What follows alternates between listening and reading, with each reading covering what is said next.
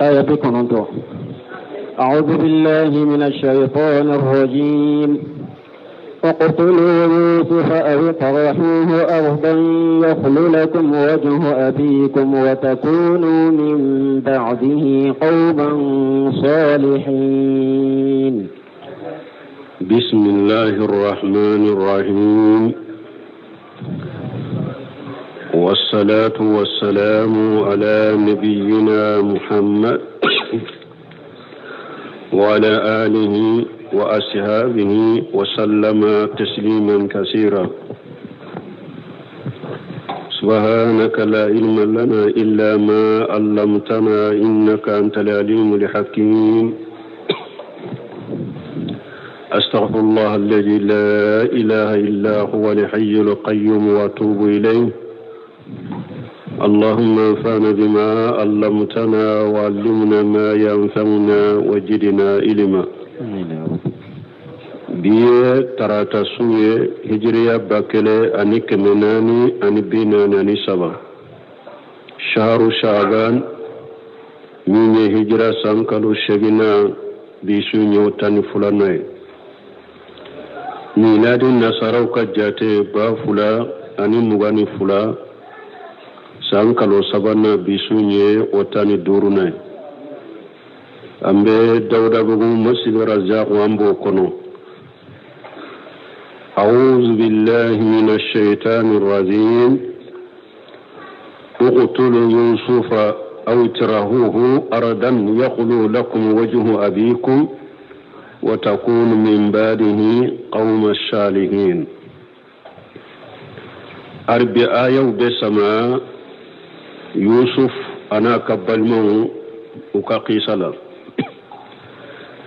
درسوا التمنيه yusufu ka balimaw u y'a yira ko yusufu ale ni min bɛ bala ko ulu fula de ka di u faw ye k'olu mɔgɔ tan to parce que yusufu na balimaw bɛɛ ye mɔgɔ tan ni fula de. bon yusufu de sɔgɔra ni ale sen t'a la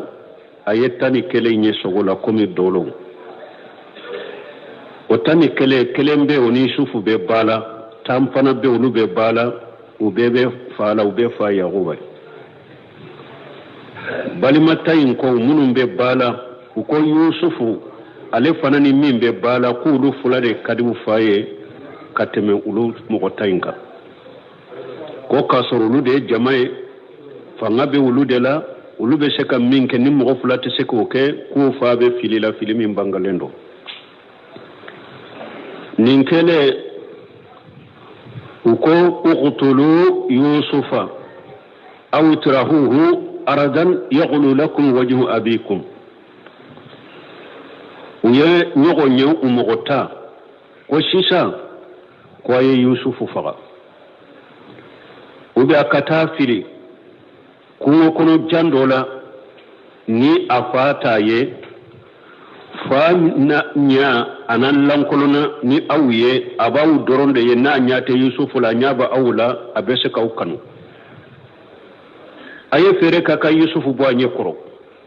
aka yusufu faga ube akata fili kungo kono jandola ni fa nyata la fa bi aw fanaye watakunu min badihi qawma salihina yusufu fagalin kofe ube afilelen kofe kungo kono janna abe tubi kake mogo nyumawye na yibara jugun ke wakati ma abe tubi kake mogo nyumaye walmo ni nya iranna kafo keleya ni keleyara hadama denma amani yusufu kabalimu munyu bila ninko jugula u keleyara yusufu la ni kele yara mogola abi wole kata fere ni dabalu de tigelila fo har min be shaka fagalima ni kele yara mogola abi bilade ka kojugu de ke o mogo ka kojugu de nyini ku ke atigila awo kojugu de be she fagali yerema o de fule ka yusufu balimo soro u kele yara yusufu la fo kala nyini ukatoral la se yusufu ma fo kala nyini dabalu katige akafa uqtulu yusufa hada madenki korosama balimo nu kele ranyogona abena ni kojuguye ima har musowiye nu kele ranyogona danteme na dron abena ni fengo fenyen ka kojugu la nyini ikele raminna ka kojugu la sama ka dabalu tiga kama abe bila kojugu chamandela ni ya yira na ko ja shaytani manyire har balima fula na be bakele fakele shaytani be shaka doni nyogonje comme shaytani donna yusufu anaka balima ni nyogonje chogumi aba yira na aya kono ka fo hadamade ni eddan tigara tubuka junubu kelinye obeke sababu ka junubu keli de noya hadamade nye yusufu ka balma ke fule ka dantige tubu ka folo kasuruma junubu ke mana uyen ni fo munna ayo yusufu faga afagali ko fana tubi ka ke mo nyuma uye tubu fo nyugo nya folo ka do nyugo kunna sanu ku ka bara jugu ke pour bara jugu nkeli ka no ya ubolo ani pour ka se ka nyugo lasu ka bara jugu nke wode la hadamade ikana toka dantige tubuka junubunya be junubuni ala soso no ya hada made nyakoro awa shaytane be sheka ni mashirinye fana ni ala soso ke ni ala kutake ina tubi ado be sheka ke ala soso inkono na ala be sheka yemina ado be sheka ke ni shaytane ala soso mbili koro ko ake ina tubi shaytane be marasa ibe to ala tugunite tubi donc hada made kan ire marasa ni tubu keliye junubu nya folon obe junubu kele no ya hada madanya ki jafariya katala soso de ma yusufu ka balimo ufule ko de ke ni aya kono watakunu min ba'dihi qauma salihin aha قال قائل منهم لا تقتلوا يوسف وألقوه في غيابة الجب يلتقطه بعض السيارة إن كنتم فاعلين تمام ين فلافو إما كفر إما أنكتا فيلكم كونو جاندولا قال قائل منهم يوسف كبالمان تنوننا فوبغا دويا فو أولا لا تقتلوا يوسف أكن يوسف فقد بل مبافو نين ما قفو درارين تورا دو بي او كوسا تورا دو يد كافلي كو كوننا لا تورا دي دو مي فغالي فنا كاكا جغنوه nimbali ma de fana kera u hakilima nimbali ma kende fana nin kuma fo baga de kera u ka hakilima nin kuma fo baga de kera u ka hinna baga kata yusufu ma ako filili torali bala fagali torali me fagali ta o fana ka jugu an kanu kala de wa usulutigo ba fonni ma kafu darareni nin fana qaida banka dina kono ni ko fulaye nyogon soro hada mademo be ko jugu fo atenya fana ko jugu fulay fo an ko kelende ke ambo nogoma de ke ko jugu fulay na ambe nogoma inke ni nye ko jugu bay nye ko toy uba fo ninde ma qafu dararain wo nimbali makke fule ko de ira akwa kana yusufu faqade walquhu fi qayabati aljubbi aya fili kolo aya fili kolon kono aya fili kolon kono ne akana faqade yaltaqtuhu badu sayyarati na ya fili kolon kono tama don dona tomona tanai in kuntum fa'ilin na koni be fenke yusufu la ayenninde kala aka fili kolon kono tama don do tama to nuna na kungo kono nana nu ya soroye uba tomo ubeta naye awla firaka bwa maka surama faga donc o kofi abe tubi kate mo nyumay na be fen ko ni ke yusufu la ayenninde kala in kuntum ajimina ala ma taquluna ayenni fo ko ni na dantigile mbaka kwa ba ke awa ayenninde ke almu minye hashiriya ani nyogon juguya abe hada maden sama kata junbu chama ndema junbu chama yusufu kabalimo ukele yari yusufu la ani yusufu hasira min donna dusukun kono akera chama ye bara jugu chama ndeke nin koina bara jugu chama uno fa chokoroba inche uni yusufu demsen fitini ni nyogonje uye bara jugu chama de da nyogonka wodi yato dolu kiba ko ni aya faida dola ko hada madenki yere korosi junubuma junubu be nyogon wole ala soso yere korosa made ni mugoy ala soso kelenke ala soso be nyogon wole de ala soso be nyogon wole de nunu nye yusufu ka har shira na ka kele yaminke ode ye junubu chama ni ala soso chama wole kana balima uma ukoke hada madenki yere korosa ala soso ni junubuma junubu be nyogon wole de ni ye kelenke ate tola ni alama farika de junubu chama de be ko kofe ala soso chama de be ko kofe komi minye yusufu ka balima usoro قالوا يا أبانا ما لك لا تأمنا على يوسف وإنا له لناصحون أرسله معنا غدا يرتع ويلعب وإنا له لحافظون قال إني ليحزنني أن تذهبوا به وأخاف أن يأكله الذئب وأنتم عنه غافلون قالوا لئن أكله الذئب ونحن عصبة إنا إذا لخاسرون قالوا tumami yusufu balimo benna kasisa ben kera ka yusufu kata fili kolon kono ubena unana faama sisa ubese ka yusufu surala chugumi katana qalu ya abana uko anfa malaka la ta'amanna ala yusufa wa inna lahu lanashihuna uko anfa munna ete da aw ni yusufu la de kasoro aw nye konnan jiya bagaw de yusufu ye wakati bian konnan jiya yusufu de ne munna ete da aw ni yusufu la balma hada maden kan nin fana kuroshi ni ya yira na hada made mo do be se kana doyila ka yereke komi kanu baga ka yereke komi deme baga ka yereke komi konnan jiya baga katima ka surate foyi la nyini niye ni ko jugute ate foyi la nyini ye ni dabali jugute aba fe ka boy ka ko kalama chogo mi dro katuciya aba yere gereila ka yere kima konnan jiya baga ka yere kima kombe karasafe ne yere karasa deme baga de ne yere karasa kanu baga de la nyini ye de gundo mimbe karasa bolo ka do ibolo abese kata cinyale ke chogo mi ambo soro ni nade yusufu balimu nana fama uko anfa mun ete da an ni yusufu la kasoro ambe an konna jiade ke yusufu wakati be arsiluhu ma'ana qada awasini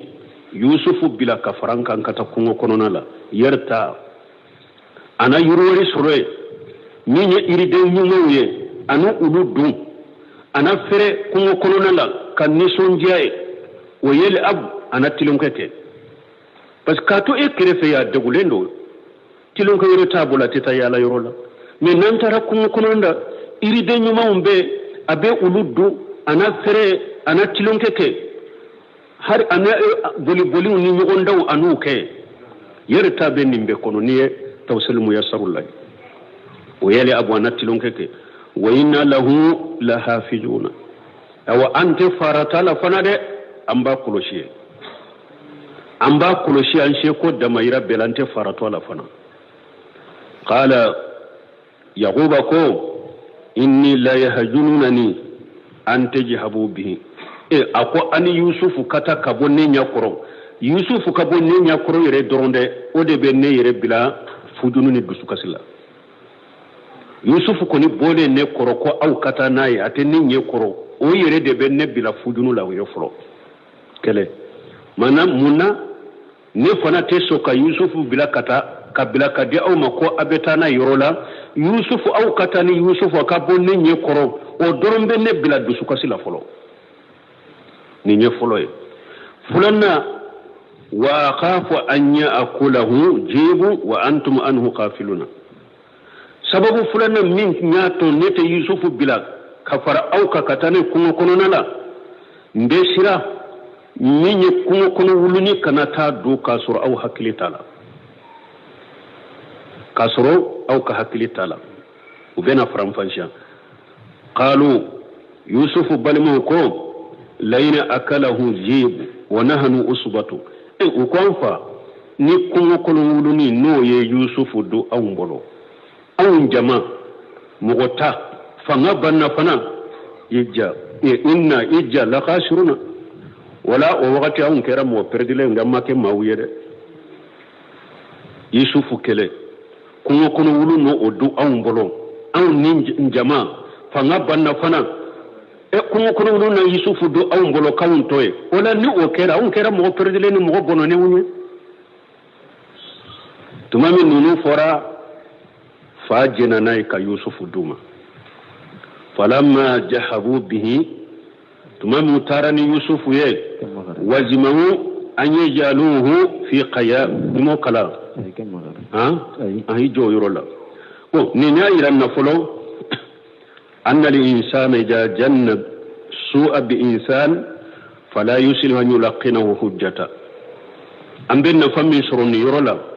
hada maden niye i jugu yani mugominye ishikalembe mugomina e kana kuma fo ni ale yerebe awa perewuni huja soro ida kono de inenna de ni sikra mugomina e yere kana oewa kuma do fo otigiye nimbe ke sababu nabe huja do soro ikakola nabe nyado soro ikakola iki yere kolosoma chogodi tumami yaguba sikra balimawula ni yaguba ye kuma do fo balimaw yere ye huja soro ni ode kana kuma yaguba kanu oye o minye kungo kolongulu ni duniya ulu yere fule kan ni huja ufule kata yaguba nendeka ashikarula ayen kuma min fode ewa ulu yen kuma yere de taka ke pirewe kana na yaguba ma ishikara mugo min na inen koloside kana kuma akoro kana kuma nyana kana kuma fo na beta ewa kuma udota e yere kan nenka kasage kana ulu ke pirewe ka ni yaguba so ambon ni soro nin qisala hada madenki janto nina abin nin qisa kono ko yusufu obena nyefe inshallah ko kono wuluni jib do ba fu ko suruku an ko ni bolo an ba fu dagu jibu yemi hari ni tara anyini atogo nyini ube fenya na mau dese ube ewa internet ni ya togo nyini ni jibu sebe nimbe yirila kuno fendo be aneli ulu kaka abe bamina atogo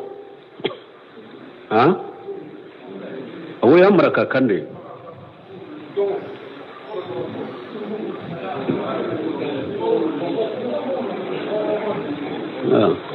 akuni anu ulu bolendo abe teliya ka bamina telefelala akateli ka bamina ube saga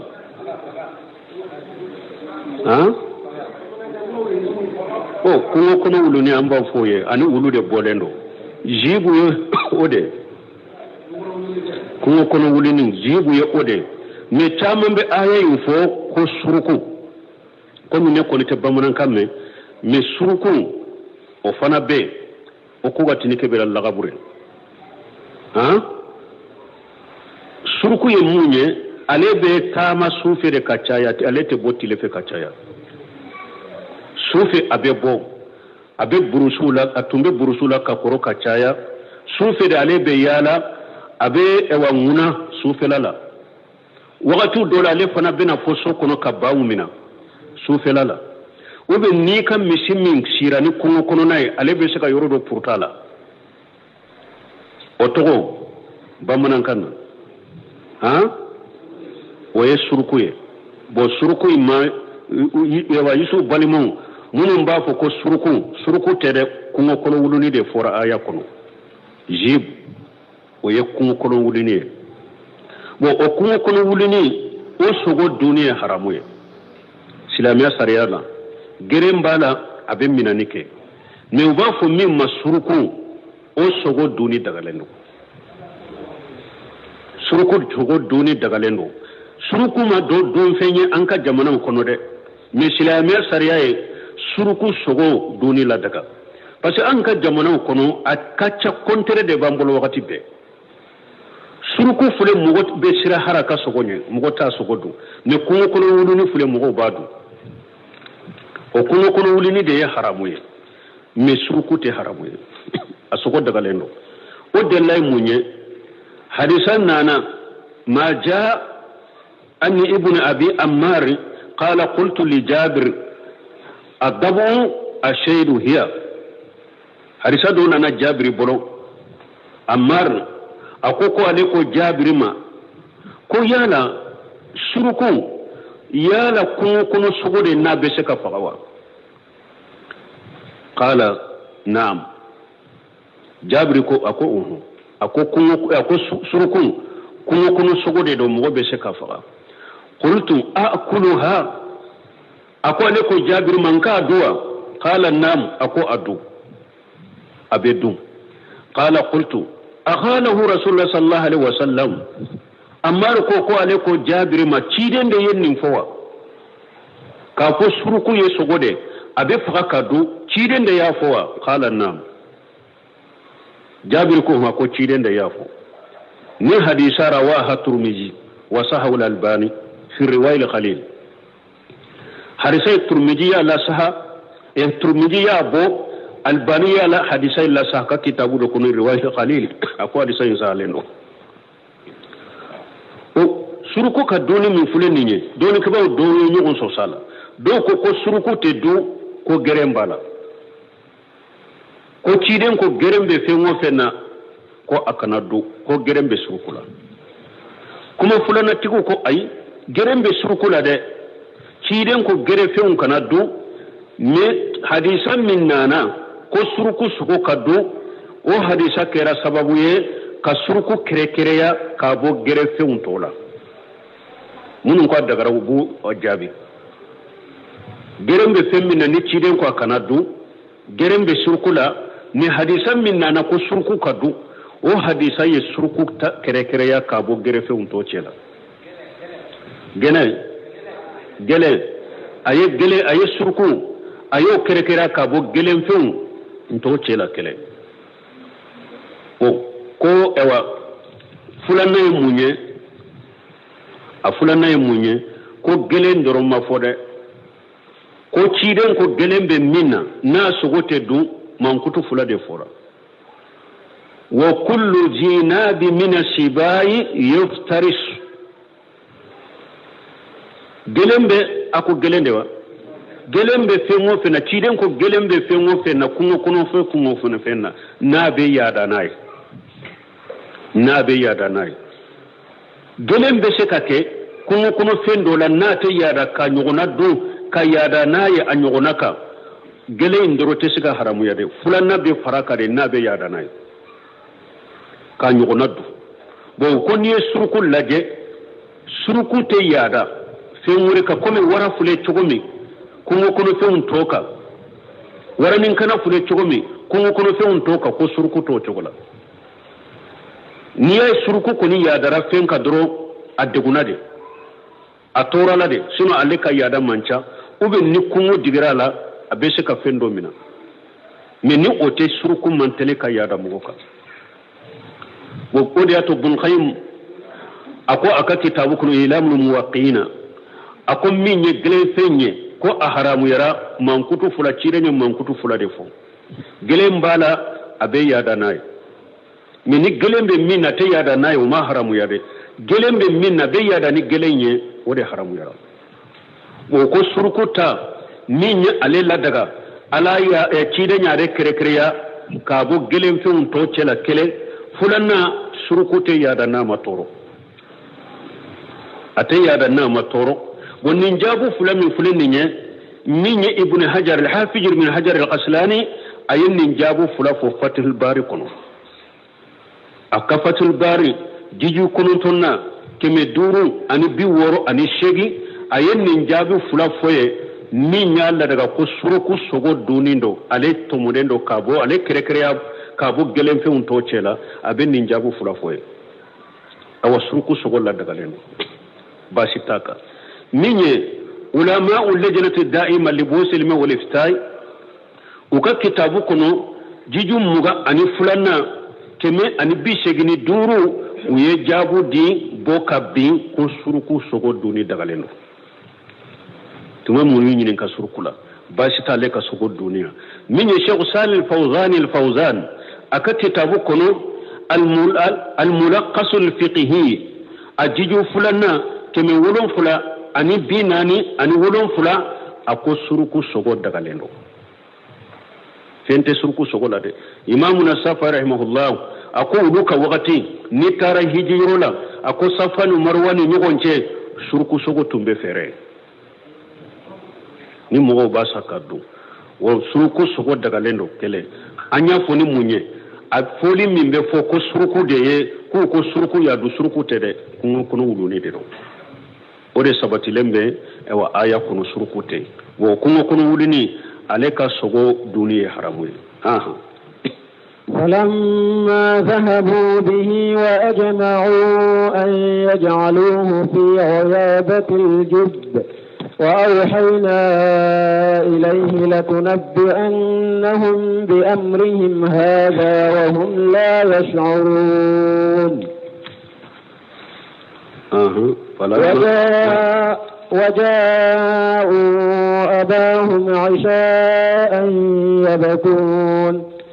قالوا يا أبانا إنا ذهبنا نستبق وتركنا يوسف عند متاعنا فأكله الذئب وما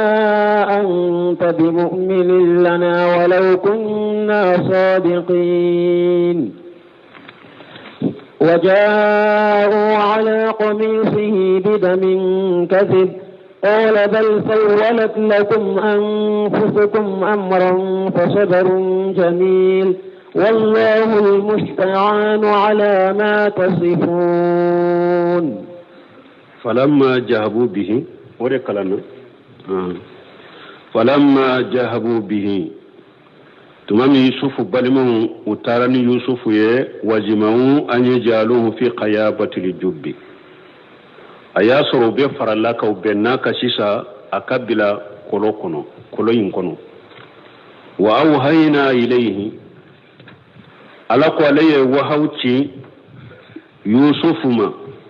لتنبئنهم بأمرهم هاجا وهم لا يشعرون ألقوا يوسف ما akwai balima munun fule kan ninkila ka yusufu to koloyin kono ala ko yusufu kibariya akwai ka balima munun fule kan ninkeila ibena ninko sagi utilo la kala kaluye yorola wakati minu yire hakili tala yire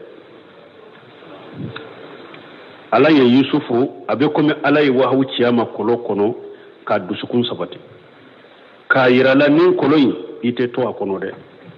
ibena kishi ibena bo ibena nin kuma fo nin kibariya fo ibalima wiye kasuruta kalama ninye sabatiye kata yusuf alayhi salatu wassalam anna allah ajja wa jalla sabbata yusuf min bidai amrihi ninya irana depi yusuf ka ko damina ala ya sabati kai fo ka ko laba aw yusuf ka kisa min fule ninye degun chamani la jarabe chamande ye yusufu so adon iyama herai adon abe hera la yusufu ka kisa kata ko fo allaba abe hera law abe bone law abe degu law yusufu ka ko be kera sabali bagani sabati baga bela ashi ate kuma makuma shi fo yusufu degulen ka kuma wo ana nison jalen ka kuma abe de kelenya amma kuma si fo defo be kuma minna sabani baliya masoro yorosi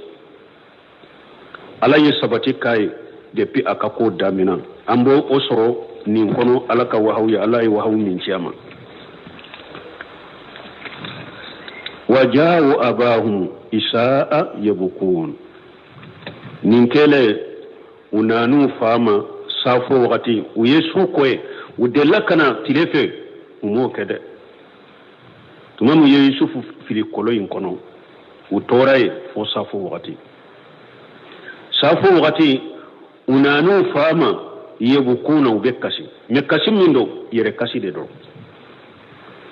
yere kasi anna almutajahiru bil amri yankashifu amruhu li ahli albashira min balma hada maden mu womo ni yere ke cogo dola i yere ke kuma do fo bagay kasure ma fo ay yere ke wale do ke bagay kasure ma ke mu womo way hakili maw ye niddu suku nyuma be mu womo la ala bi ka ko bange wulutigiye mo wote dogo bela de hakili maw do be ni ay yere ke cogo anye koro ka kuma nya koro cogo la cogo ki yere ke mo do ye cogo nyali kala direct la cogo iye minye ala ba ta man shayla hakli nyumanti kula bido ye mo sugu minye ode fule unana ewa safu wakati ku yere kasi ewa kairan na fana kashi baga fana te chinyatigi koy kashi baga bete chinyatigi de mo do ba yere kasi abenye jubo ayi ijugu bile fule koro wani hada madon makura na famu kanin kai sau famu ka barake na yadda hada madin chama be jamfa ite bo kalama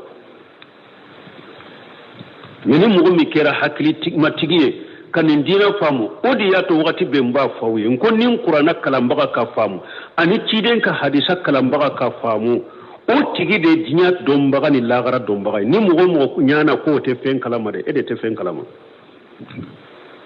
ni mogo moy nin qur'ana kara ka famu le de be fembe kalama kateme mogo beka aba nyaade kari ka nyatu ka bo ko dola e nyana te ko kalama kasura tilala ela pew an kan no famu an kan janto nyere la de qalu ulunana safo wakati ubekashi qalu ko ya abana ukwanfa inna jahabuna nastabiqu aw uko antara kunu kurunala awun kera an bake kan yugonda bolila ube an bake kan yugonda binye kala filini boli an bake kan yugonda ni uluye wa tarakina yusufa inda mata'ina amma faratu yusufu la fana de an yere kan minawun nan ka finu be yoro ma nya to yoro de la anya kurusili dambe la de an kan minawun be yoro mi anya to yoro de la bo an tara de doro ka boli de doro kambe nyugonda ube ka binye kana frike kambe nyugonda nda o france fitini kono de amma faratu de o france ni kono de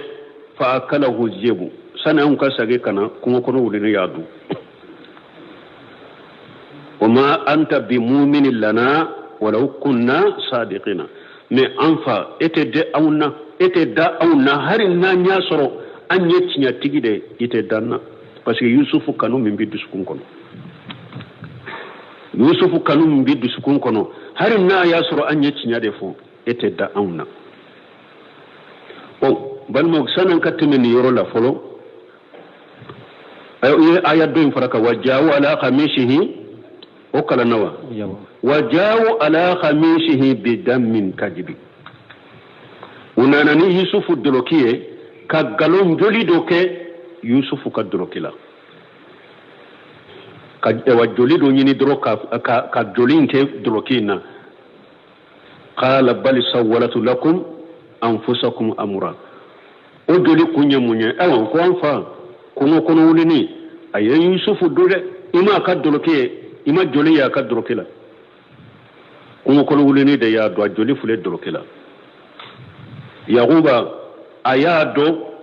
nunu nyeminke chinyatala qala bal sawalat lakum anfusukum amra kwai kono wulini ma yusufu dude aw yeren ninde ye kodo masiranye korodora yoke yusufu la uluma kono wulini ma dude ayire de ninye fendo masiranye kuraya kala fa sabarun jamilu men ne koni be sabali chenyuma sabali jumaye hada made ni ko yisuru ka sabali iti ko yira mo yirela a karasambete karasani nyesoro ay ibe koto ala bolo doro sabaru jamil yeru me uta balika sababu daga lewun ke sababu munun bi demede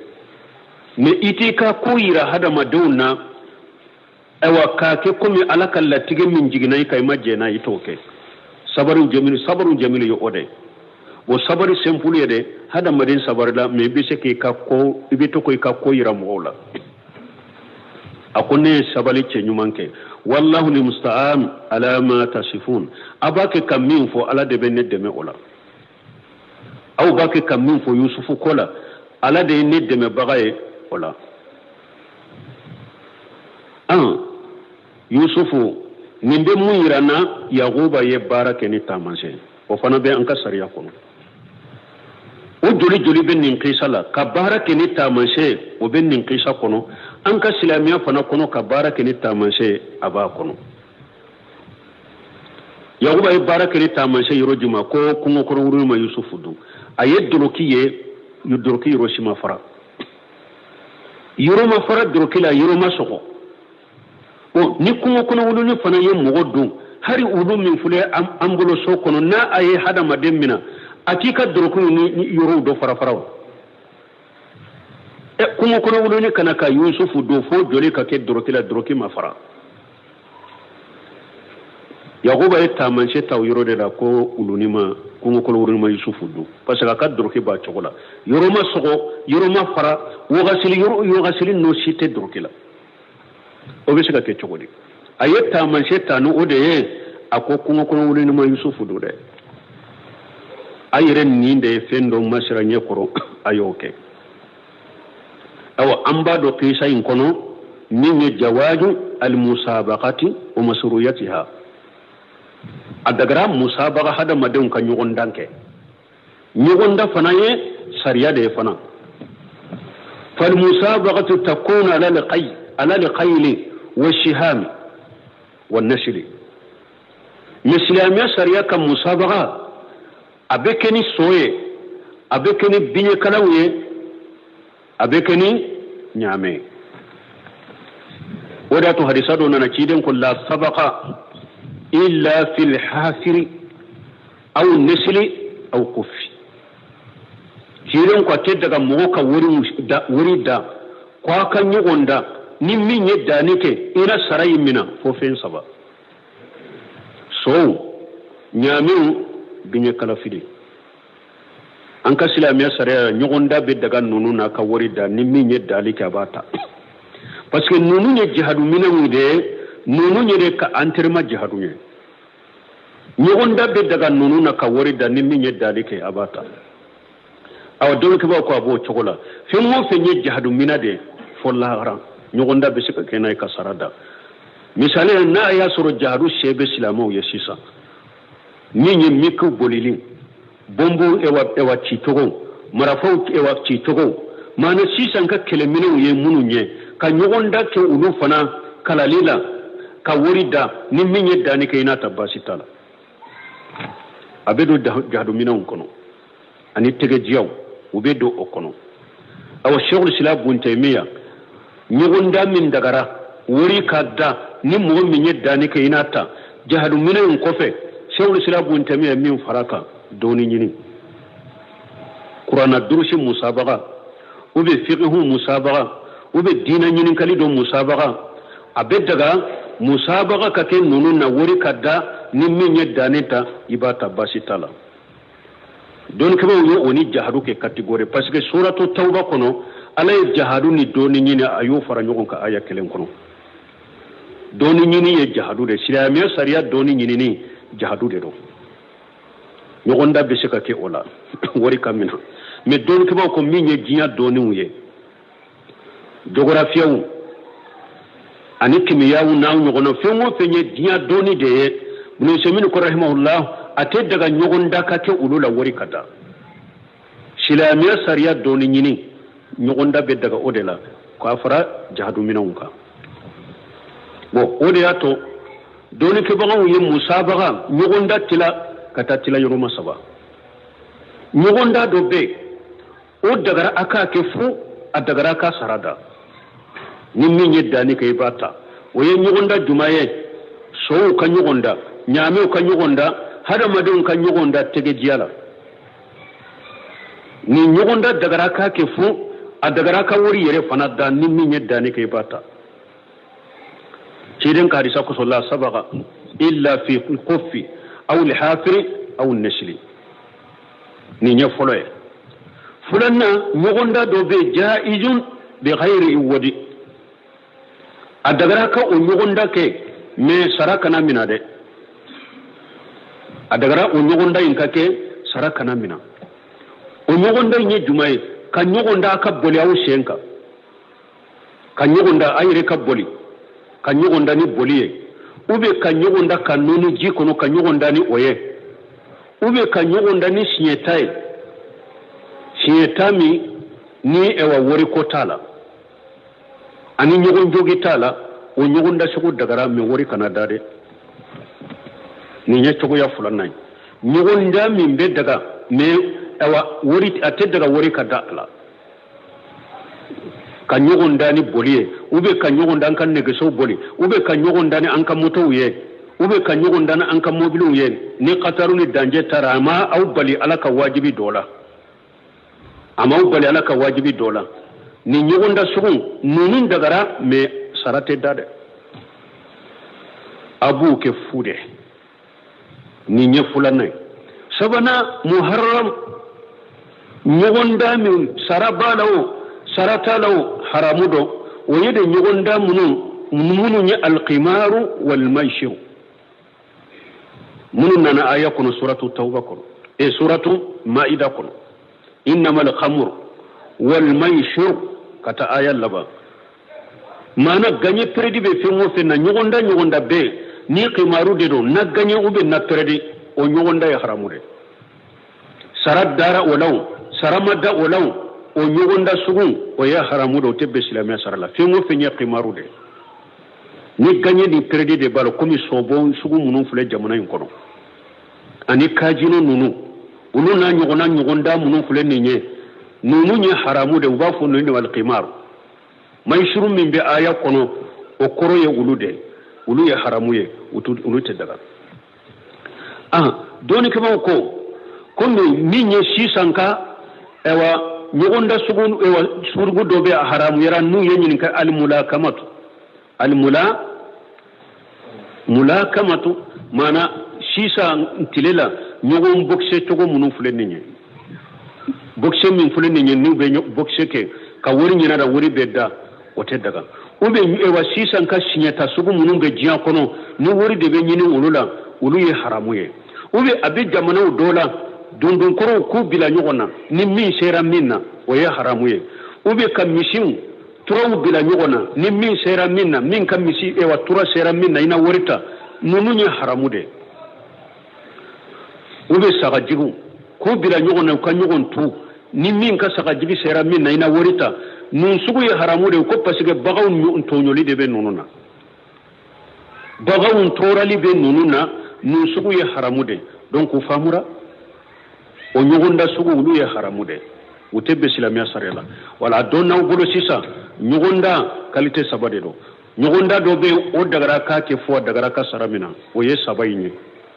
ani jahadu minaw ani donita ñogonda do be o dagara fu ne atebe sarakada o ye tilenko toye min ye ka ñogonda sewunna ka ñogonda motowla ka ñogonda ewa negesowla nunun dagara mi ate daga sarakada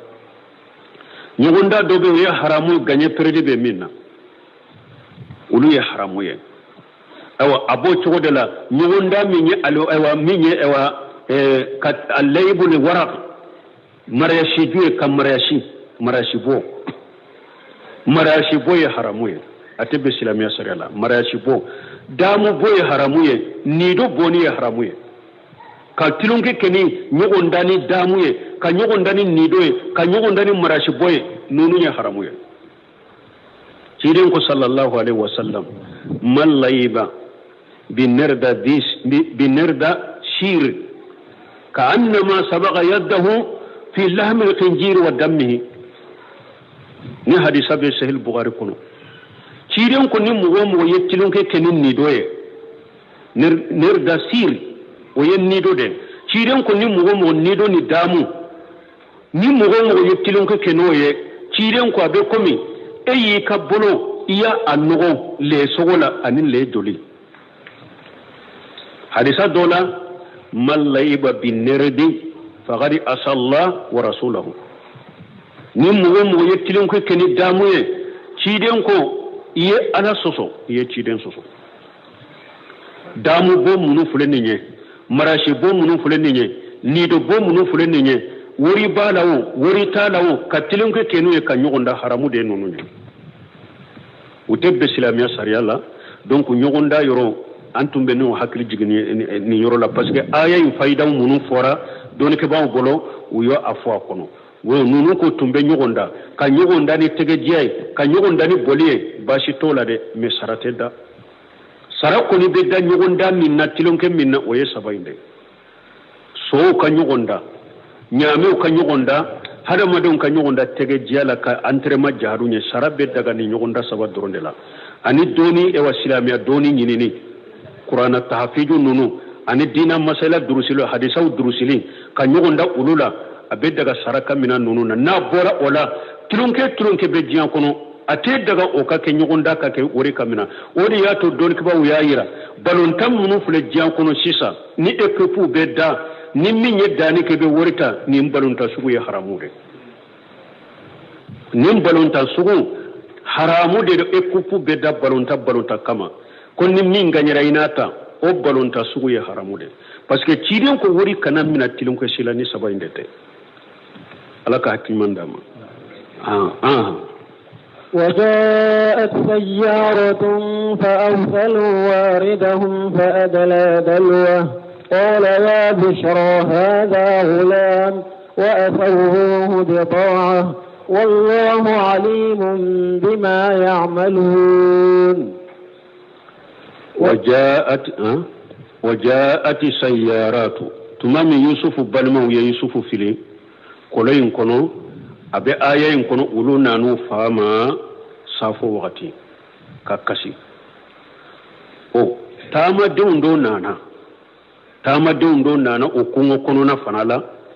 farisalu waridahum uyu kajitala uyuchi parce que jamakulu nabe tama denya la iba soro mogo dobe abe ulu forme ni ajigina yoromi abe ulu ci kota jita yoro laukana o kajitala uyoci ko akata koloina akata jita kana fadila dalwahu o jita la ja yusufu firila kolomin kono ale nana o koloina aya ka jurufrei aya jigi kolon kono jigi frei ndo ne kolon kono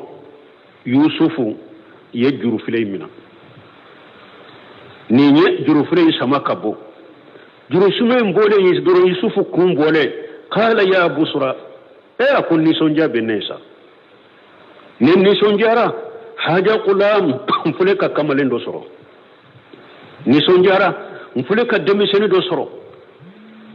wasarawuhu bida'atan me yusufu ka balimo uye yusufu ka kodogo uye komin ke yusufu la anun la halamin be uyo dogo tamaden nununa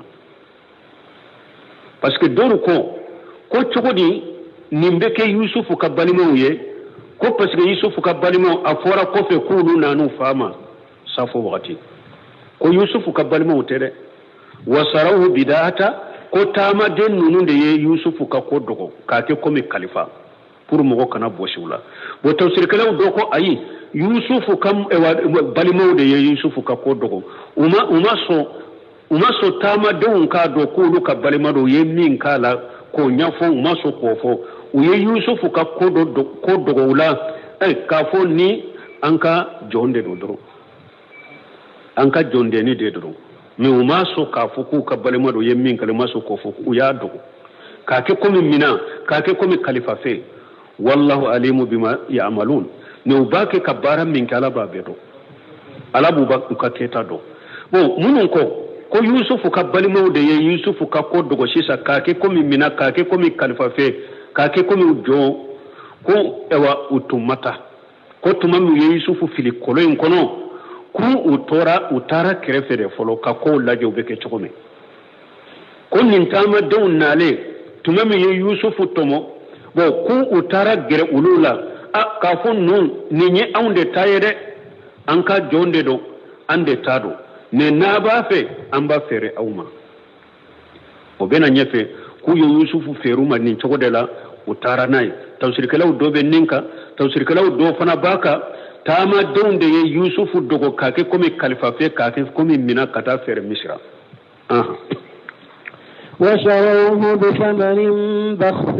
دراهم معدودة وكانوا فيه من الزاهدين وشروه بثمن بخس يوسف كبلمو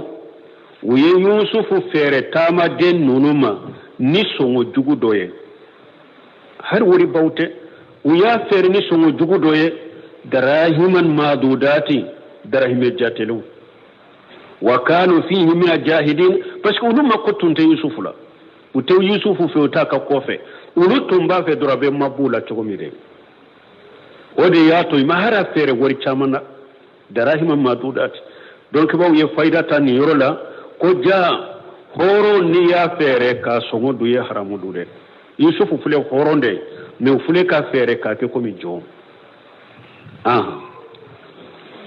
وقال الذي اشتراه من مصر لامرأته أكرمي مثواه عسى أن ينفعنا أو نتخذه ولدا وكذلك مكنا ليوسف في الأرض ولنعلمه من تأويل الأحاديث والله غالب على أمره ولكن أكثر الناس لا يعلمون وقال الذي اشتراه من مصر والتمامي يوسف كبلمو يا يوسف فير بونكاسري يربي فلاين بفو دوكو بلمو de ya fere tamade nunuma kolofen falala doko ayiko ewa tama donde ya fere bunkasiri ko kuma fula de forala ako me min sembenti alendo kolo in kono yoro la balimaw de ya fere ako kuma fulu de sembenti alendo balimaw de ya fere to balimaw ya fere tama donna tama don nununde tara ni yusufu ye misra ulu fana tara fere wa qala alladhi astarahu min misra bo tama den nunu yusufu tara misra ulu fana ye yusufu fere misra kam ministri ma famate folode ministri de ye yusufu sa wadi atala ko khala li istarahu min misra mogoko min ye yusufu sa misra li imratihi oko akam musoma ikrimi maswahu akon nimbonya de tumami ministri nye yusufu sa ministri nye yusufu takadi akamusoma awa koyi jantun ni nade ikannin bonya ikannin karama asa anyan fana abesika ken ninde imbena annafaya aw netaqijahu walada ube anna mina kake kuma ande yira anadem place yira tanye anan nafanka kola ube ninana ke denye awnye fana na denye ewa dem place yira tanye ya abunya ikakrama wakadhalika makanna li yusufa fil ard ala fulika hinna yusufu la tugomide anale misra ala bafe yusufu ka karama akabonya ala tara yusufu sambaga be ministry dema yusufu ka minye yusufu ka fonini ana ka hera adamina nani chogodela aka hera soro kama fantia soro misra adamina nani chogola hada made ni eko karasa ne tafe nka fere bede ke kabalawni tora la sama ni ala masodu ebe ko jugu min yere taka segrede o yere debe kama herai ebe ko jugu min yere taka segre aninga ne jugu ni kewale jugu min yere ba ka tigilare o debe ka tigi yere ma herai awa yusufu tafule ka ke ode yusufu ka hera damina to fule ala ye hinna min ka ala aka damina to fule ala ye ministry de koro ministry ka asa kasagi ka ko aka muso ye nimbonya de awa ala ko ale fule kan ninke yusufu ya chukumi de ministri yere ka sare ka bonya ka karamade makanna li yusufa fil ardi awa misra dugu kolo alen ala nana ma fanta di yusufu ma dugu kolo kan ninco kodela koma yen nin kay chogomi anana ma fanta di yusufu ma dugu kolo kan ninco kodela woni nu allimahu min ta'wil al ahadith adu nyen ani ninke purun kana yusufu mbena yusufu la dunya sogo fana koro donema sogo koro lakale bena yusufu la dunya ba la dunya o fana la nyen nin kayede nin kera e chogomi ministry kasa o kera e chogomi de o chogo kelende ne ma fancha da ma dugu koloka o chogo kelende ne ala yusufu la dunya sogo la kalema aka sogo korofo wallahu qalibu ala amrihi awa ala beshe aka kowla de koke anyema walakin aksara an-nas la ya'lamuna memo chaman to de koy ni ala ko be koko ke ala boke ko shi adamma koy ay fa'alu lima yasau ni ala ko be fengo fenke nin kadi alaye aboke foyte bola walakin aksara an-nas la ya'lamun yaqulu la yadruna hikmatahu fi khalqihi wa talattufihi wa fihi lima yurid ni mo chamante ninde do alaka hikmana alaka kodo aka danfula ani alaka hinna ani alabe minke ni ayimilla nyini ko abake mo chamanto de do ode ya to be hasiriya bilene nyango yani dabar jugu tigre ma mo do kama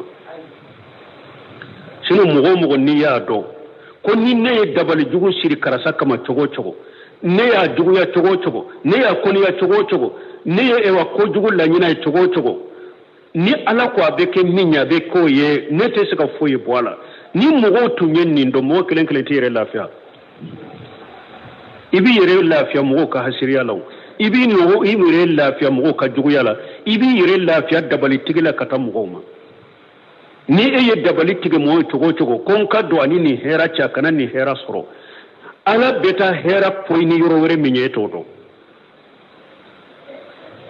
ebe se ka hera do datugu ala beta hera do dayele o yo la madebena mo sitte sika kumbe edo fendo datugu hera do tagu ala beta hera do dayele o kabbo etay mi ala ko mo chamanto de do bali mon nanyen nindo yusufu ka kisa minyire fule ni nyembalo ni wasara wajulewo mo ka nyango ya dabila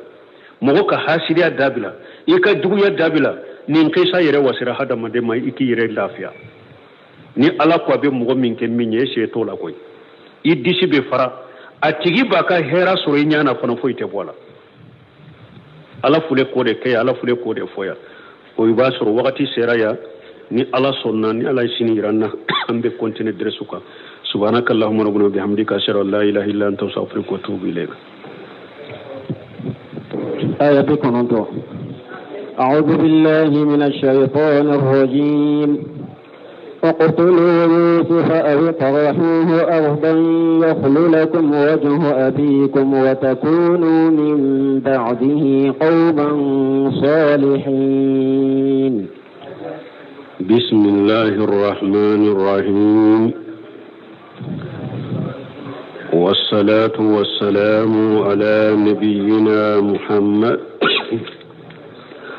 وعلى آله وأصحابه وسلم تسليما كثيرا سبحانك لا علم لنا إلا ما علمتنا إنك أنت العليم الحكيم أستغفر الله الذي لا إله إلا هو الحي القيوم وأتوب إليه اللهم انفعنا بما علمتنا وعلمنا ما ينفعنا وزدنا علما biye tarata suye hijriya bakele ani kemenani ani binani ani saba shahru shaban mine hijra sankalu shegina bisu nyotani fulanay miladi nasaraw ka jate ba fula ani mugani fula sankalo sabana bisu nye otani durunay ambe dawda bugu masjid razaq wambo kono أعوذ بالله من الشيطان الرجيم اقتلوا يوسف أو اطرحوه أرضا يخلو لكم وجه أبيكم وتكون من بعده قوم الصالحين. أربي آية بسما يوسف أنا كبلمو وكقيسلا درسوا التمني يوسف كبلمو ويايرا كو يوسف aleni min be bala ko uluri fulade kadi fawye kulu mogotanto parce que yusuf na balimo be mogotani fulade bo yusuf de sogora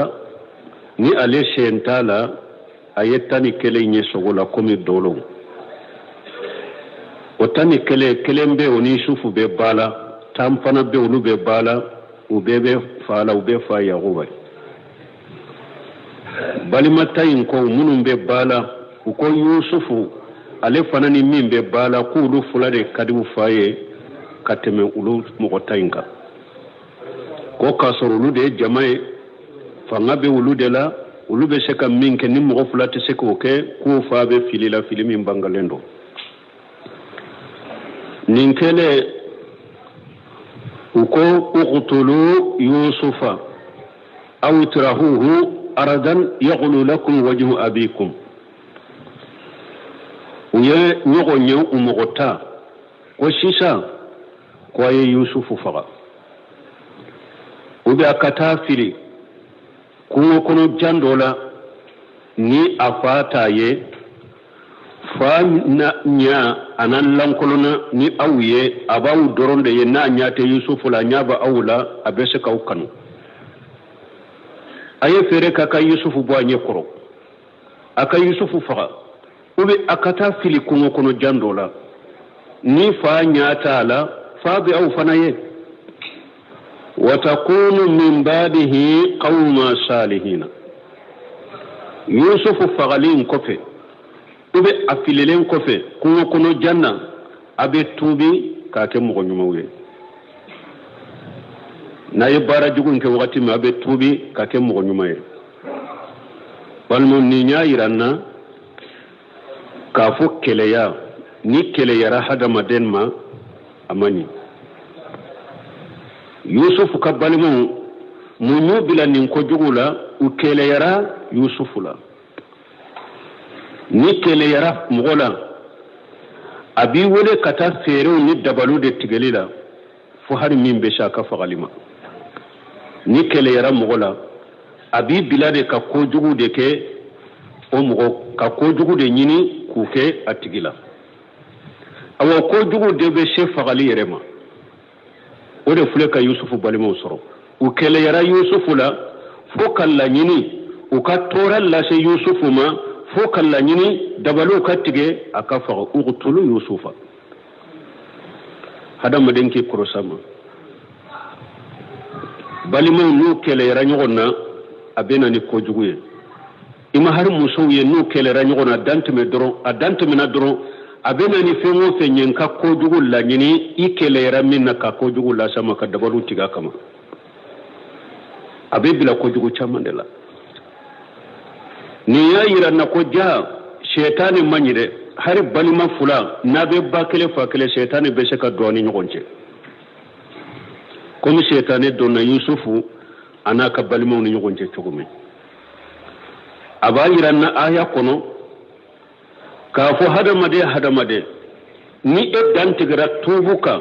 junubu kelinye obeke sababu ka junubu keli de noya hadamade nye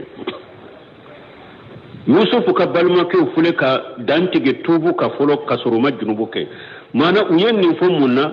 ayo yusuf faga afagali ko fana tubi ka ke mo nyuma uye tubu fo nyogo nya folo ka do nyogo kunna sanu ku ka bara jugu ke pour bara jugu nkeli ka noya ubolo ani pour kase ka nyogo lasu ka bara jugu inke wode la hadamade ikana toka dantige tubuka junubu nya be junubu ni ala soso no ya hadamade nyakoro awa shaytane be sheka ni masiri nya fana ni ala soso ke ni ala kutake ina tubi ado be sheka ke ala soso inkono na ala be sheka yemina ado be sheka ke ni shaytane ala soso mbili koro ko ake ina tubi shaytane be imara saybe to ala tugunite tubi donc hadamaden kani ire marasani tuhu keliye junubu nya folon o be junubu keli no ya hadamaden ki jafariya katala soso de ma yusuf ka balimo o fule ko de ke ni aya kono wa takunu min ba'dihi qauma salihin aha قال قائل منهم لا تقتلوا يوسف وألقوه في غيابة الجب يلتقطه بعض السيارة إن كنتم فاعلين تمام ين فلافو إما كفر إما أنكتا فيلكم وكونوا جاندولا قال قائل منهم يوسف كبالمان تنوننا فوبغا دويا فوؤلا لا تقتلوا يوسف أكن يوسف فقد بل ما فنين ما كفوا درارين تورا دو بي او كوسا تورا دو يد كافلي كو كوننا لا تورا دو مي فغالي فنا كا جغنوي nimbali ma de fana kera u hakilima nimbali ma kende fana nin kuma fo baga de kera u ka hakilima nin kuma fo baga de kera u ka hinna baga kata yusufuma ako filili torali bala fagali torali me fagali ta o fana ka jugu an kanu kala de wa usulitigo ba fonni ma kafu darareni nin fana qaida banka dina kono ni ko fula ye nyogon soro hada mademo be ko jugu fo atenya